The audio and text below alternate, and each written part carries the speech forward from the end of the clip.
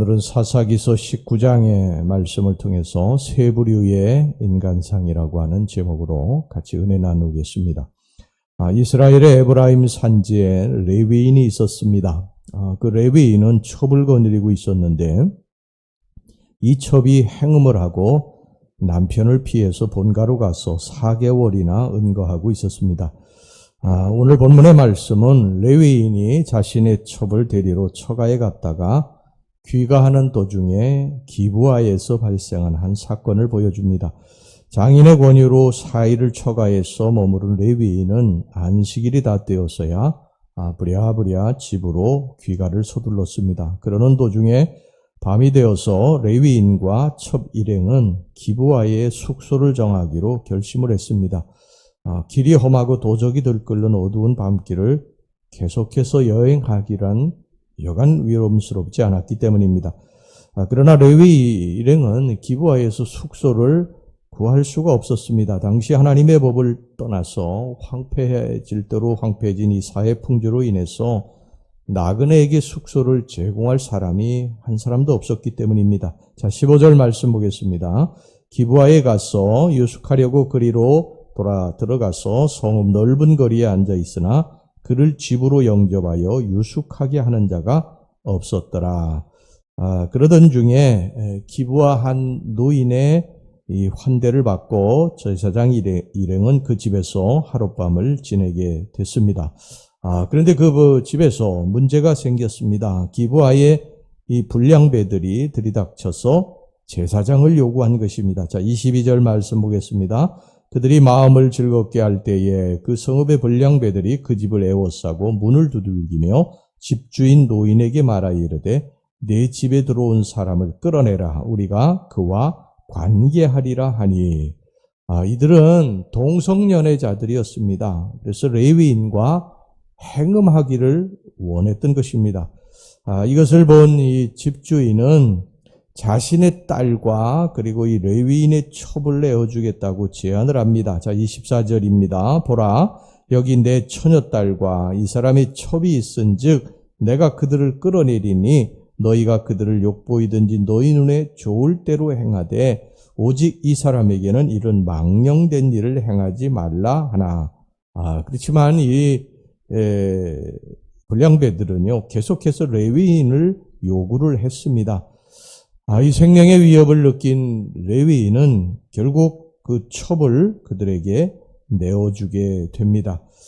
제사장의 첩은 밤새도록 이 기브아의 불량배들에게 윤관을 당하고 새벽녘에 죽고 말았습니다. 25절, 26절 말씀 보겠습니다. 무리가 듣지 아니하므로 그 사람이 자기 첩을 붙잡아 그들에게 밖으로 끌어내매 그들이 그 여자와 관계하였고 밤새도록 그 여자를 능욕하다가 새벽 미명에 놓은지라. 동틀 때에 여인이 자기의 주인이 있는 그 사람의 집문에 이르러 엎드러져 밟기까지 거기 엎드러져 있더라. 이 생명의 위협이 이제 사라지고 제정신이 든 레위인은 그제서야 이제 첩을 윤관한 이 기브아 불량배들에게 분노를 느끼면서 첩의 시체를 12토막을 내서 이스라엘 각 지파에게 보냈습니다. 이 각 지파에게 복수해달라고 호소한 것이죠.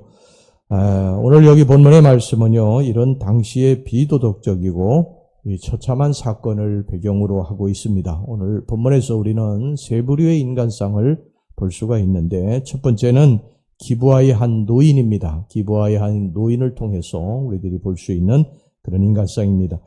기브아에서 밤을 맞은 레위 일행은 숙박할 처소를 구하지 못했다고 그랬어요. 사실 당시 여행객들에게 숙소를 제공하는 것은 이스라엘 사람들에게는 당연한 것입니다.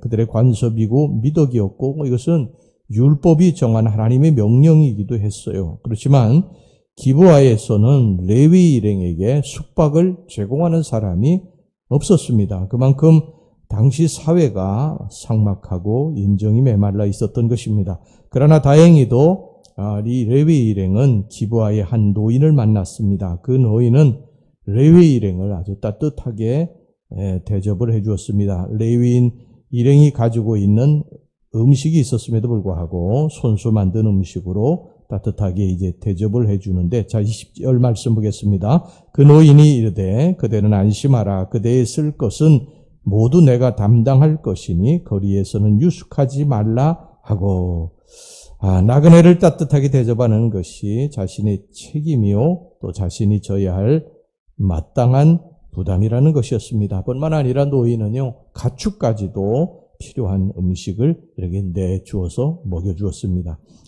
노인의 환대는 여기서 끝나지 않죠. 그런 한밤중에 불량배들이 와서 레위인을 요구하자 그들을 보호하기 위해서 자신의 딸까지도 내주겠다고 그렇게 말을 했습니다. 이와 같이 기부한 노인은 자기 자신의 안위보다는 다른 사람들의 이 안위나 또 기쁨, 대접하는 이것을 기뻐하는 희생적이고 헌신적인 사람이었던 것입니다. 이것이 우리들이 이제 오늘 여기 본문에서 볼 수 있는 첫 번째 인간의 부류의 모습입니다. 여러분, 이 세상에는요 이런 사람들이 있습니다. 자기가 좀 힘들고 어려운 상황에 처한다 할지라도 다른 사람들을 돕고 베풀고 나누고 그리고 건지고 구하고 이런 일들에 힘쓰는 사람들이 있죠. 그래서 물에 빠진 사람을 여러 사람들이 그냥 지나가면서도 소리만 지르고 어떡하냐 하는 그런 사람도 있는가 하면 거기에 뛰어들어서 그걸 구하는 사람이 있지 않습니까? 사람이 철로에 떨어졌을 때, 술 취한 사람이 떨어졌을 때 그 기차가 오는 위험을 무릅쓰고 그 내려가서 그것을 건지는 사람이 있고, 사고가 났을 때 그냥 자기 갈 길 가도 되는데 거기 멈춰서서 그 사람을 구하고 가는 그런 사람도 세상에는 있습니다. 바로 이 기브아의 한 노인은 이런 사람이었어요. 다른 사람이 힘들고 어려울 때 아무도 그 사람들을 대접하려고 하지 않을 때, 자기 집으로 들이려 하지 않을 때 기꺼이 자기 집을 내어주고 음식을 내어주고 먹게 하고 쉬게 하고 환대를 베풀었던 그런 사람. 그리고 그 자기 집에 모신 손님이 위기에 처할 때에 자기의 딸까지도 내어주려고 했던 그런 사람. 이런 부류의 사람들이 세상에는 아직도 존재하고 있다.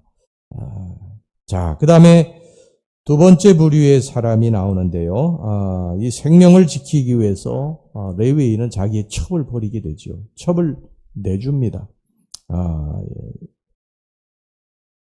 레위인은 자신의 목숨이 경각에 달하자 자신의 첩을 이제 불량배들에게 기꺼이 이렇게 내어줍니다. 사실 레위인이 첩을 거느리는 것이 율법이 금해놓은 것입니다. 더욱이 행음한 여자는 이 첩을 얻었는데 이 첩이 또 다른 사람하고 또 행음을 하지 않습니까? 그러면 율법에 의하면 이 행음한 여자는 돌로 쳐서 죽이도록 그렇게 되어 있거든요. 그럼에도 불구하고 레위인은 첩의 품이 그리워가지고 처갓집까지 가서 첩을 데려올 정도로 육신의 정욕에 눈이 멀었던 그런 사람입니다. 그러던 그가 자신의 목숨이 경각에 달하자 첩을 기꺼이 그냥 불량배들에게 내어주게 된 것이죠. 첩은 그냥 단지 자신의 육체적인 욕구를 채워주는 하나의 도구에 불과했던 것입니다. 이것이 두 번째 부류의 사람들이에요. 세상에는 또 이런 사람들이 있습니다. 남에게 직접 해를 끼치지는 않지만 자신의 유익에 반하는 어떤 어려움이 오면 자신이 아끼던 사람이든 어떤 것이든 가차없이 배반하는 철저히 이기적인 사람이죠. 세상에 이런 사람들이 참 많습니다.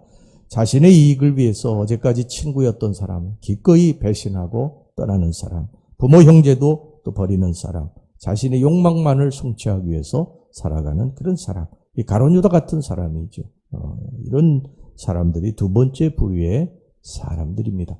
자, 그 다음에 이제 세 번째 부류의 사람은 누구냐면 기브아의 불량배들이에요. 이들은 소돔성 사람들처럼 동성애를 즐기는 사람들이었습니다. 그래서 기브아 불량배들은 노인의 집을 찾아가서 레위인을 내어달라고 요구를 했습니다. 이들의 태도가 얼마나 당당한지요. 마치 물건을 맡겨놓은 것처럼 자기들에게 그 내어달라고 그렇게 이야기를 하는 것을 보게 됩니다. 그리고 타락하고 저급한 욕망을 충족시키지 못하니 불량배들은 그 분노와 욕정을 레위인의 첩에게 발산을 했습니다. 이들은 첩한 사람을 새벽까지 밤새도록 교대로 윤간을 했습니다. 그리고 욕망을 충족시킨 불량배들은 동틀 무렵이 되어서야 돌아갔습니다. 기브아에는 이를 제재할 사람도 없었고요. 또 이를 부끄럽게 여기는 자들도 없었습니다. 그러니까 말 그대로 기브아는 무법천지였어요. 무법천지. 타락한 그러한 소돔과 같은 성읍이었던 것입니다. 이게 이제 세 번째 부류의 사람들이에요. 세상에 악과 같은 존재들, 암적인 존재들, 세상을 타락시키고 세상을 부패하게 만드는 그러한 사람들, 어디를 가든지 악을 저지르고 사람들을 찌르고 사람들에게 상처를 주고 분열을 시키고 평화를 깨뜨리고 이러는 사람들, 이게 세 번째 부류의 사람들입니다. 우리는 이제 세 부류의 사람들을 살펴보았어요. 하나는 자기 자신을 희생하면서 내어주면서 그리스도와 같은 삶을 사는 그런 사람이고요. 또 한 사람의 부류는 자신이 악행을 저지르지는 않지만은 남의 어려움과 고통을 외면하고 자신의 유익만을 추구하는 지극히 개인적이고 이기적인 삶을 사는 부류의 사람들. 또 마지막은 자신의 욕망과 목적 달성을 위해서는 어떤 불법도 죄도 서슴지 않는 사악하고 가증스러운 삶을 사는 사람.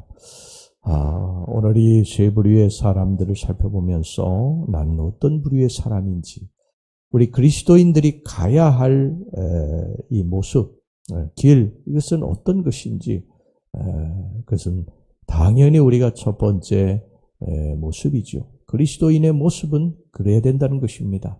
어렵고 힘든 사람들을 외면하고 또 악을 저지르는 사람이 아니라 이 가난하고 어렵고 힘들고 그런 사람들을 돌보고 그리고 아끼고 그들에게 헌신하고 희생하고 그들을 도와주는 그러한 삶. 나는 어떤 부류의 사람인가? 오늘 이것을 성경은 우리들에게 말씀을 하고 있습니다. 기도하겠습니다.